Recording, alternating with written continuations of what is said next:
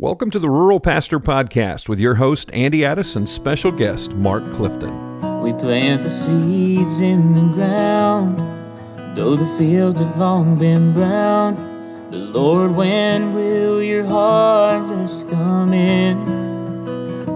I'm giving all I've got to give in the place where I've been sent. But will my labor make much difference in the end? Will no one ever know? Sometimes I feel so all alone. Like the prophet Jeremiah, you may be the one to go to the dying and the broken with a message of hope.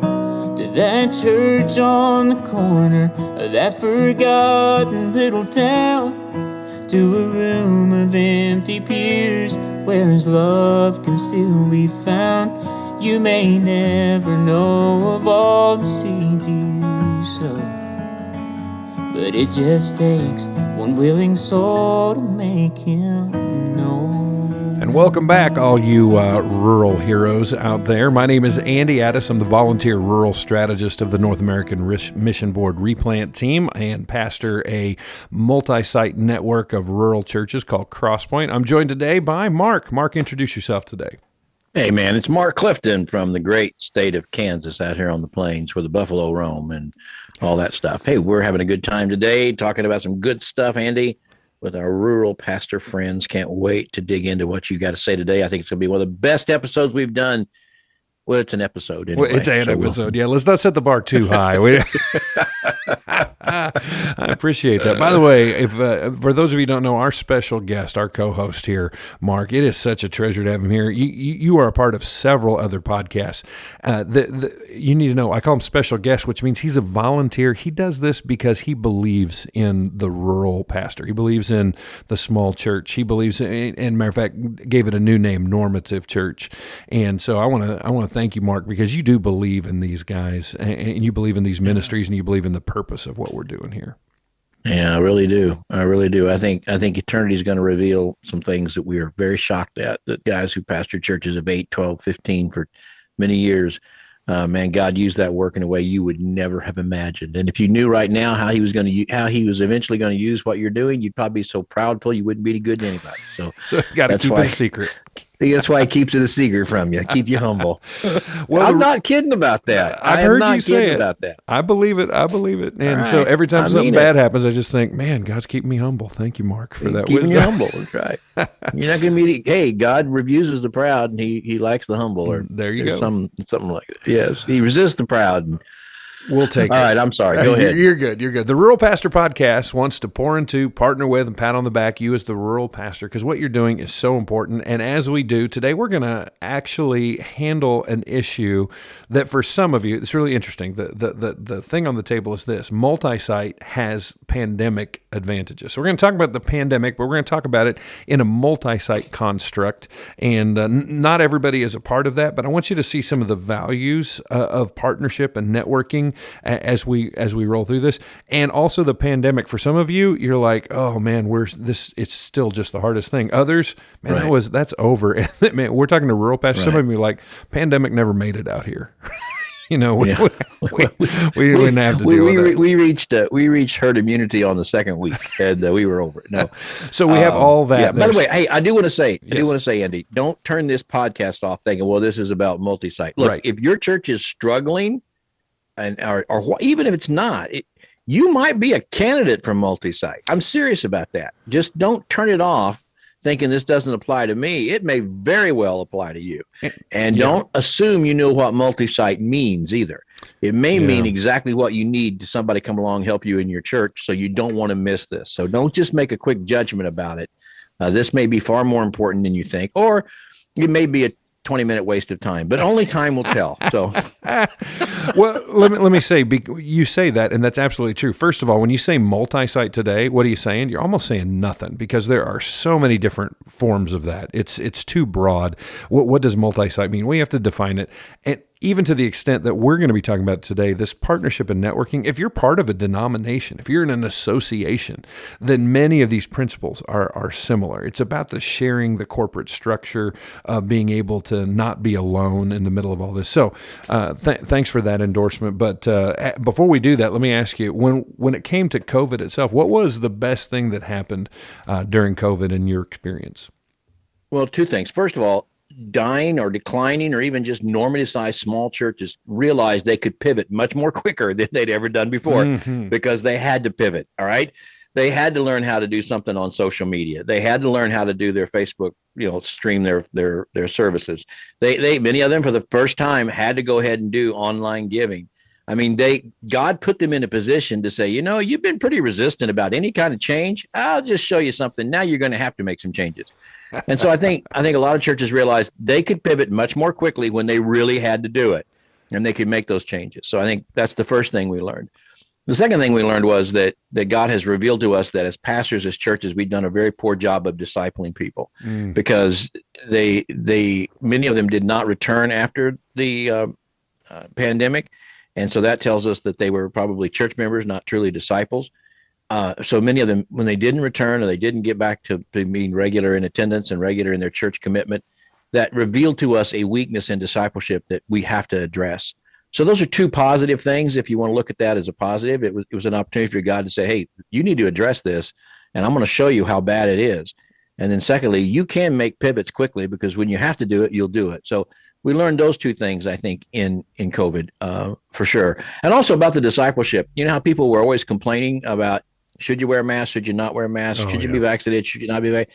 That's a discipleship issue too, because we know as disciples in Christ, we set aside those things for the common good of the gospel.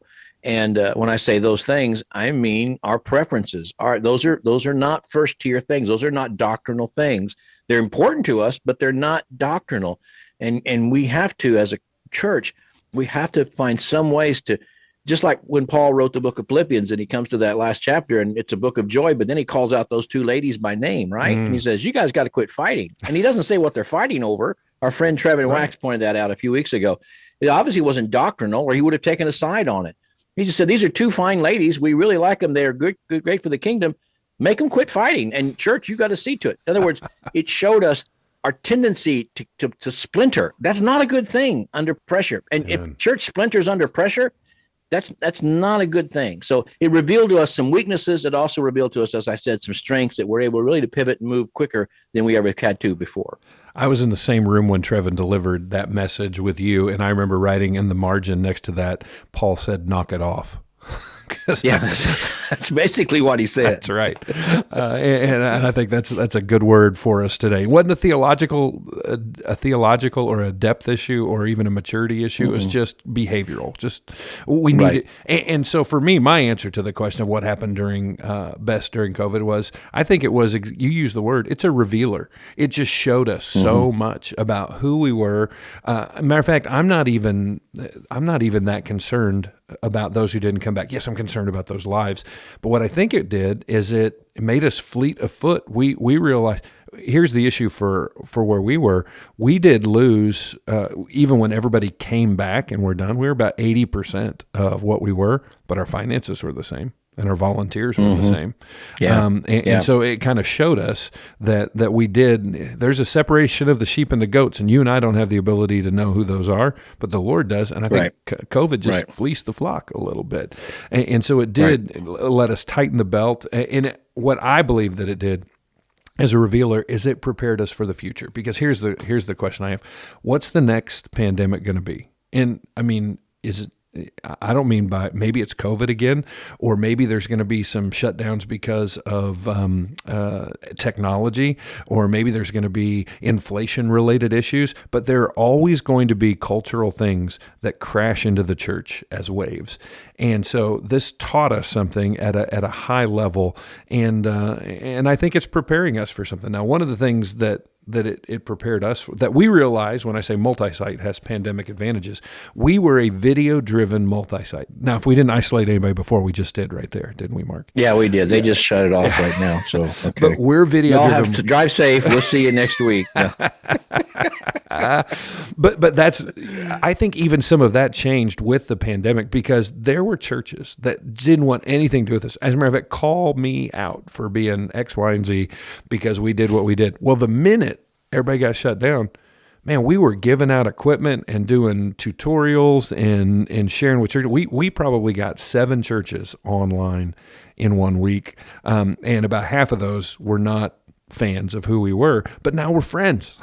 And what we realized is that there needs to be, in this world, in this culture, a diversification of how we're able to share the gospel. And we don't just write people off because they do it differently than we do. And I thought that was actually a great change on our part. Matter of fact, it was probably a little too fun for me. Well, there's no doubt that the pandemic helped churches embrace technology in a way they'd never embraced it before. And we live in a technology-driven age, and technology is the marketplace, and we have to be in the marketplace. So That was good. That part was good, that we've got to be in that marketplace. Yes, it's a dirty marketplace. Yes, it's a dangerous marketplace, but it's a marketplace. It's where people are. It's where they hang out. It's where they share ideas. We have to be where they are, and we need to be. And in that, one of the things that I found amazing was that so many churches did well financially through 2020. We're going back a couple of years.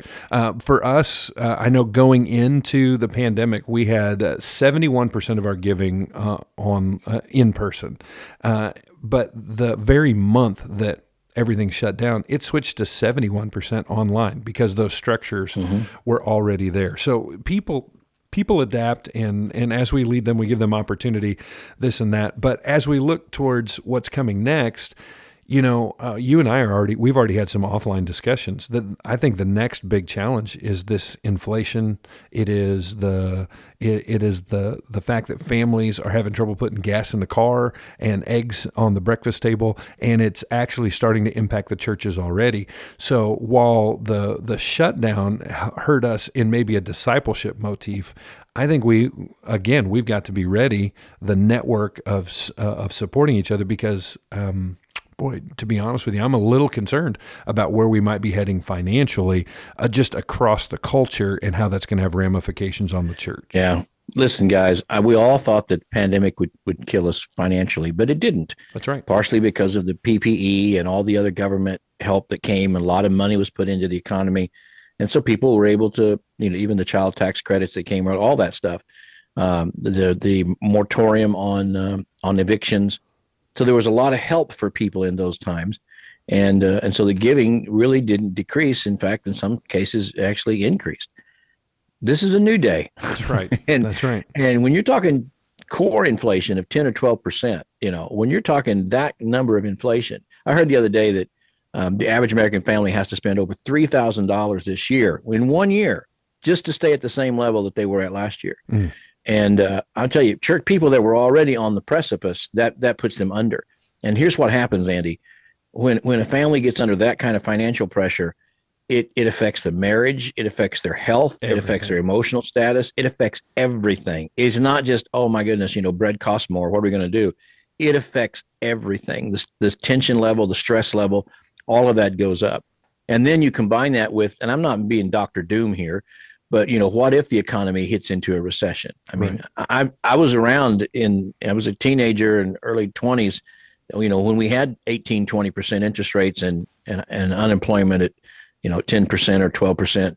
It wasn't pretty, and I just think the church needs to be ready for that as well. How do we do more with less? How do we depend less on our money and more on our Savior? Those kinds of things. So I think that's one of the things we got to look at and be aware of, and also just be aware of the emotional and relationship stress that this is going to bring and has brought to the folks you preach to every week, and even to your own life. Because at a time when the expenses for you as pastors go up in your family as well, and your church is probably not able to come up and say, hey, we'll give you an 8% raise to match inflation. So you're probably going to make less money next year than you made last year. I mean, that's all things considered.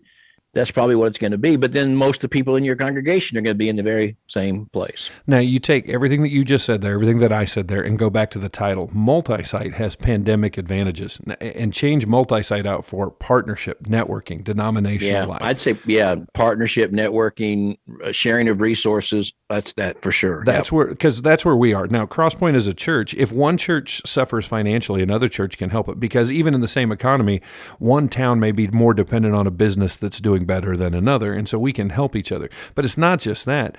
We don't reinvent the wheel, and this is where we're going to have to get to, I believe, in a belt-tightening kind of era, where we say, you know what, they're so good. Just 60 miles down the road, there's a church that we love, good friends with. They do this so well. How about we just take what they're doing, because they're offering it, and we reutilize that over here. And we have such I'm giving just a random example. You know, we do Vacation Bible School, and we are the darling stars of the county for the way we decorate. Well, when we're done, let's not tear it down. Let's take it down and give it to them. We're just talking about how do we look at extending ourselves by combining and stop seeing every church as its own island, as its own kingdom. How do we do this together in a culture where we can be more kingdom focused? So when we say multi-site has pandemic advantages, what we're saying is network partnering, denominational life has advantages when things get tough.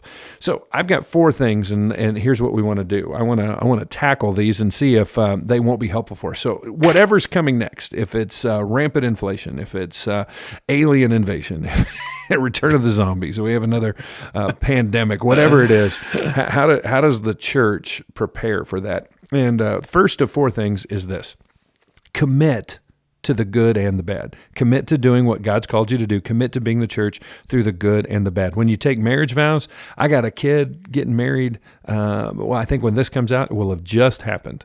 That we're going to do these vows for better or for worse. And as the bride of Christ, and we as the under shepherds, we need to commit and just understand there are going to be good days, bad days. There are going to be days of fruitfulness and days of leanness. And we just commit from the get-go that when things get hard, that doesn't mean it's time to leave or give up. It means that's the time that we buckle down and we stay married where we're married. Is that a fair assessment? Word. I agree with that. Yep, that's good. I love it. What's number 2? Number 2, a laser focus on who you are. Now, we love to be everything and anything to all people. We want to be a church and a ministry that can help no matter who calls or who knocks. And I find it funny that whenever anybody comes into the church and they say, "I have an idea, we need to do this," what they're saying is, "Why don't you do this, Pastor?" We have a rule, by the way. This is kind of a subset of this. If you don't row, you don't get to steer. So if you don't grab an oar, you aren't telling us where the boat is going. But that being said, a laser focus. What has God called your church to? And that means that there are some things that cost money and that cost energy and cost time that probably could be shaved off because they are not part of your ministry. They're a fringe interest. And for us to get by during those difficult days, we have to have a laser focus on who we are. You have to know what is the priority, and you have to be able to focus on. You have to define success. First of all, what is success? Success is not just making the elderly in your church happy or making that one couple, glad that you're there, or pleasing the one old deacon. That can't be success. That can't be. Success is a pattern of making disciples that make disciples that result in the community being noticeably better. There's another podcast we can do about how you deal with those people in your church, but you can't yield to them so that everything you do is to make them happy, because then you're on your deathbed if that's the case. So if you redefine success and then you say, what are we doing that creates this environment and what are we doing that doesn't? Well, you quit doing those things that don't. Now, you can't quit them on one week, but you can begin to back out of them, and you can begin to add fuel to those things that are working. And you say, I don't have any fuel. Well, maybe you don't, but I bet there's some churches in your region that do. And if they see some things working, they want to join you in that. Look, resources always flow toward activity in the kingdom of God. So if you're doing something somewhere, God will bring those resources to bear. And that's what we mean, even when we say multi-site, that we're sharing resources, we're finding help. But nobody's just going to send money and people to you if you're not dealing with the issues that have brought you where you are. That's another podcast, as I said, for another day. but at least redefine success and understand what it is we've got to be doing that God's called us to do.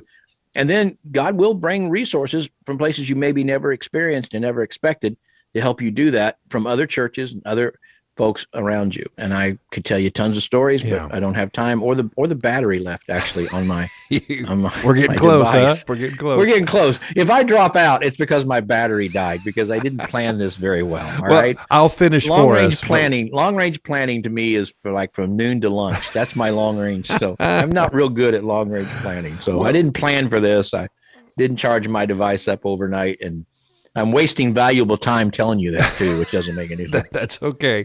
Let me try and cram a story in quickly before we lose you then. As you commit to being there through the good and bad, you're going to stay grounded. Then you're going to be laser focused. These are our tips for preparing for anything. That laser focus is really not just in what you do, but what you don't do. And I think there's huge value in deciding what dead horses to dismount.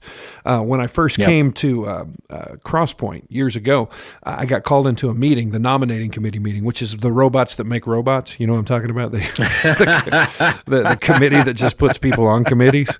And they said they were robot that makes robots. I like that. That's good. They said that they couldn't find anybody to fill the spot and chair the library committee. And I go, well, is this a new problem? They go, no, we have this problem every year. And I'm like, well, okay, I know I'm new. I've only been here a couple months, but let's do this. Let's not fill the library committee. Yeah. And they go, well, we have to. I go, no, I know it's not polity. We can't do it. And blame me. If anybody gets mad, you just blame me. It was 3 years before somebody said there wasn't someone. why is nobody running the library? And I'm like, well, that's a huge oversight. I'm sorry. Are you interested? Well, I'm a retired librarian. And I'm like, well, guess what? And so for 3 years, we didn't have that issue until there was somebody who had the passion and the skills and the fire to do that. And so basically what we did is we didn't kill it. We just let it hibernate in that room all by itself. There you go. But knowing how to say no, and we don't do things just because we do things.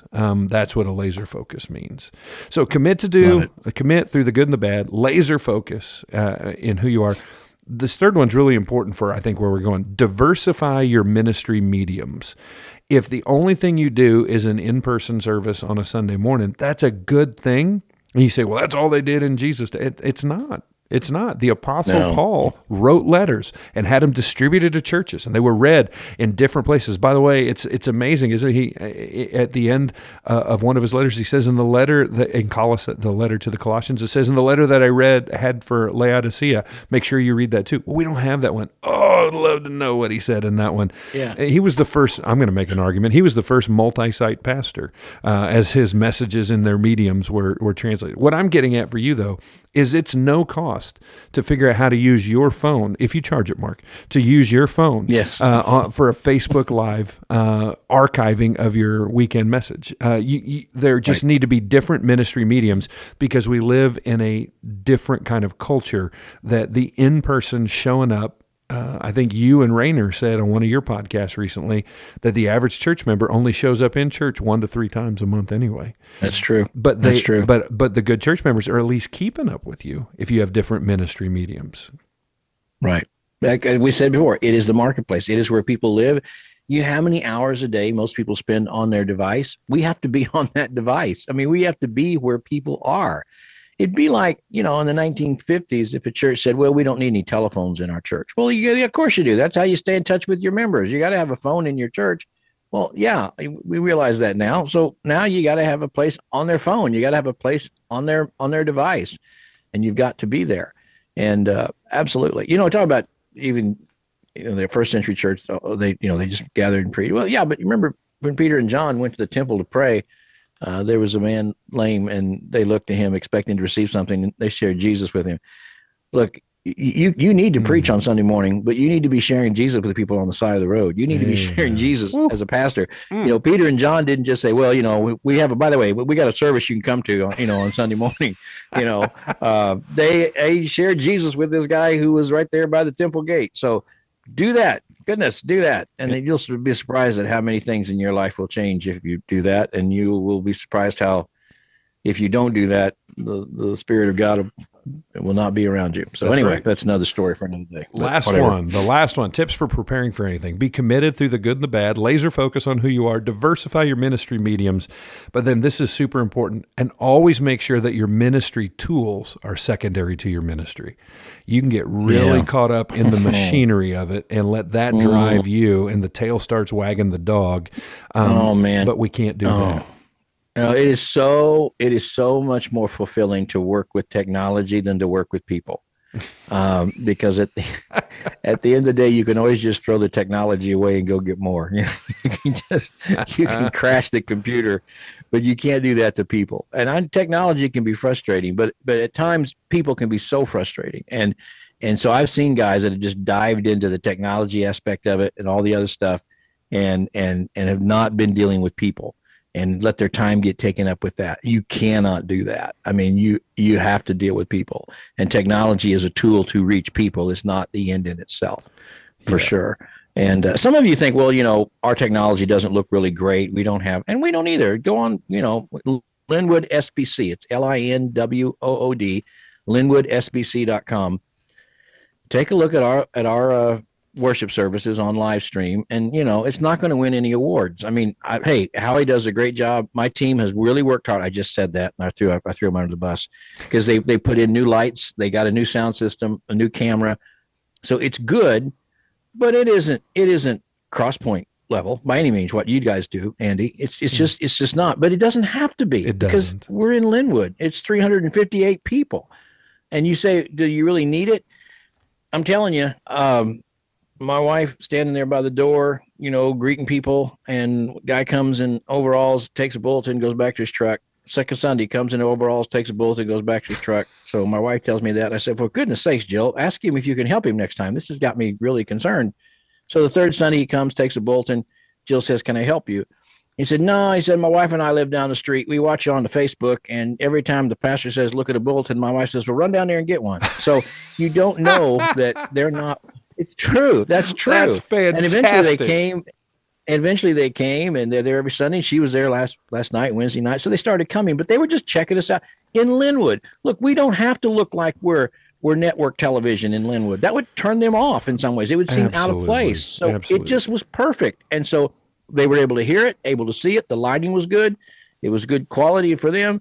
And it was a way for them to kind of get to know us at a comfortable place before they actually stepped foot in the building. But he did come down and pick up a bulletin, which I thought was interesting. The web space is the front door for the church anymore, even in Linwood, Kansas, right? And absolutely. But what we've said on this podcast before, and it bears repeating, that excellence is relative. So when you say, well, we're not where Crosspoint is, or this, listen, Crosspoint isn't where somebody else is. Exactly. The truth is, if you get on YouTube, all you youngsters on YouTube, it's not huge quality anymore. It's amazing that they are watching videos of people making videos or playing video games, and the quality is I'm not I'm not a Taylor Swift fan at all or anything, but I was watching football the other night, and something about she was going to show something at midnight or something. You remember that? Yep. And so she came on and did a promo for it. And I told my wife, looked like she's sitting in her living room on her iPhone. I mean, seriously, Yep. It was, they could have had any number of cameras there on her they wanted to, but there's this sense, I think, among the generation now is that you don't want it to be too processed, if that makes any sense. Yeah. They're used to watching people on. Yeah. It's content and authenticity over production value. Yep. And we get caught up in that, and the church always wants to present an excellent product. We should be as excellent as we can, but understand that content and authenticity are seen far greater by the younger generations than our production values. Exactly. Good word. We ought to do a whole podcast just on that at some point. And we got to figure out. We got to get a list. Yes. Listen, we need a list. Do you think we're going to stay on the air? They're not going to knock us off the air. I think we got a future. We're still in a free country. They can't make us stop. They do. But if you guys would subscribe to us or whatever it is you do, and give us a rating, that would help keep us on. We'll pander to you. We'll do that. If you'll do that, I'll send you a hat. You just go to replanthats.com, replanthats.com, and we'll send you a hat. But you need to subscribe to us and give us a like. Is that how you're supposed to say that? Yeah, you just did perfect. I just can't believe you made that offer out there. That's fantastic. I did. Well, that'll be a blessing. I know your phone is about to die, so if you don't make it through our final scripture reading, Mark, it's been really good to be with you. Just glad it's the phone that's about to die. That's right. Day, so. That's right. And we'll be back again. All right, bro. This has been the end. This is the end of our sessions that we've been doing, covering the Doing More Together book, which is downloadable from the ruralpastorpodcast.com. We'd love for you to get that. There's so much more there. The last dozen podcasts were simply one chapter out of that book, and hopefully you'll find some other things that are helpful to you. Today we talked about Multisite having pandemic advantages, and I find this scripture to be an encouragement to us in whatever may come. James 1:1-4. James, a servant of God and of the Lord Jesus Christ, to the 12 tribes in the dispersion. Greetings. Count it all joy, my brothers, when you meet trials of various kinds, for you know that the testing of your faith produces steadfastness. Each and every one of you serving wherever you are, we know that there are hard days ahead, but there is glory to come, and we're so thankful that you're joining us here at the ruralpastorpodcast.com. Like the prophet Jeremiah, you may be the one to go to the dying and the broken with a message of hope. To that church on the corner of that forgotten little town, to a room of empty pews where his love can still be found. You may never know of all the seeds you've sown, but it just takes one willing soul to make him known. Thank you so much for joining us at the ruralpastorpodcast.com. A special thanks to Chosen Road for this incredible theme music, to 180 Digital, our corporate sponsor, and you can check out both of them at our website as well as other resources, because you're not alone. And Rural Pastor, we believe in you at the ruralpastorpodcast.com.